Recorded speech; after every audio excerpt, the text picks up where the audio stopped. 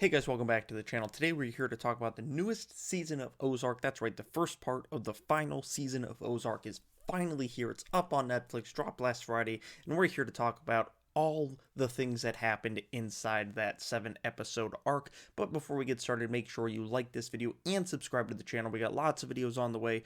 I know I've been slacking a little bit lately, but we got lots of stuff on the way. The next video will be an Ice Age Adventures of Buck Wild review, so make sure you stay tuned for that. Now let's talk about the Ozark season 4. I don't know why I always try to call this show the Ozark. I don't understand. I know it's called Ozark. I always try to call it the Ozark like I'm a 70-year-old man with the Facebooks. I don't understand it, but I'm going to probably do it more in this review, so you better get ready. Jason Bateman is a god. Like, everyone knew he was the funny man. He's been acting since he was a kid. Everyone knew him as the funny man.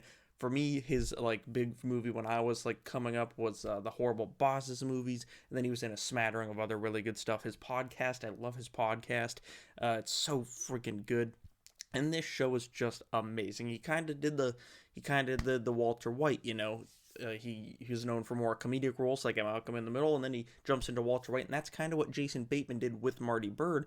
The only difference is Jason Bateman had a big hand in creating this show. He directed a lot of the first season, even the second season. He still directs an episode here or there, but when the show was really getting going before it found its footing, he was kind of like the mastermind behind the whole show, the Kevin Feige of Ozark, if you will. And then he brought on Laura Linney to play his wife, Wendy Byrde, and holy dog shit, is she sinister as hell in this season. She is just vicious, taking out whoever she has to, doing whatever she has to stay on top, whether it's messing with the cartel, messing with her own son, Jonah, who honestly I think has become like my favorite character on the show. Jonah is awesome as he's gotten older. Man, that kid is growing fast. They say he's 14 now. He looks my age. He looks great. His character arc has been great. I love seeing how Marty has to kind of be cool around his wife about it, but then when it's just him and Jonah, you can tell how proud he is of his son, kind of following in his footsteps. Even if he doesn't really want to, he is proud of his son. Charlotte is in this season as well, as always. She kind of takes more of a backseat while she's gotten more involved in the family business. She has kind of taken a backseat as Jonah has progressed into his character arc. Now he's the older one. Now he's got the more interesting stuff going on, but Charlotte nonetheless has still an interesting character arc. Ruth is another possibly favorite character contender because her arc in the season is incredible as well. She just kind of wants to be done with it, and she finds a way out, but then things mess it up for her, and the end of the season leaves us in a very interesting place with Ruth. I don't want to spoil too much because I was like, whoa, holy shit with what happens in the last episode of this season, but let's just say next season, someone's getting their ass kicked by Ruth, or she's going to get her ass kicked by them. Something's going to go down big with Ruth right at the start of next season. You can definitely feel it in the air.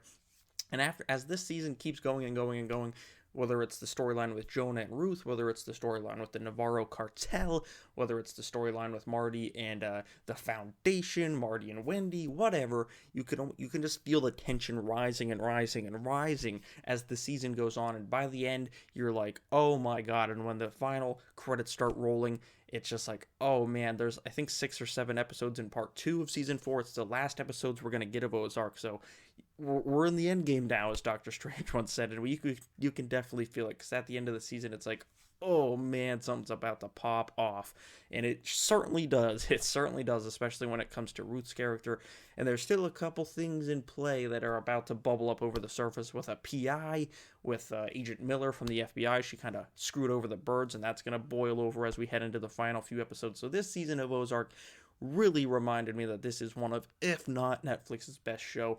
I always remember that I really like Ozark, but this season really drove it home that I freaking love this show. It's like the current day Breaking Bad.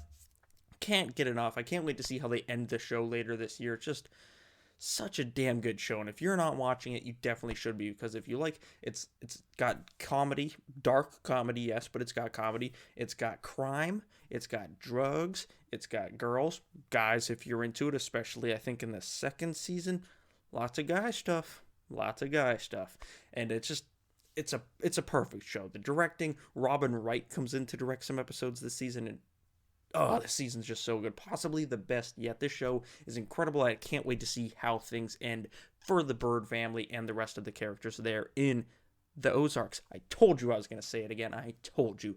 Let me know what you thought of Ozark Season 4 Part 1 in the comments below. I'm going to give this season while I feel like it's kind of hard to grade without seeing that final half of the season, I'm going to give it a 9.5 out of 10. There's a few things that bugged me, but it's more or less a perfect show. It's just so damn good. If you're not watching it, please get on Netflix and start watching it right now. Thank you all for watching. I'll see you guys right here next time.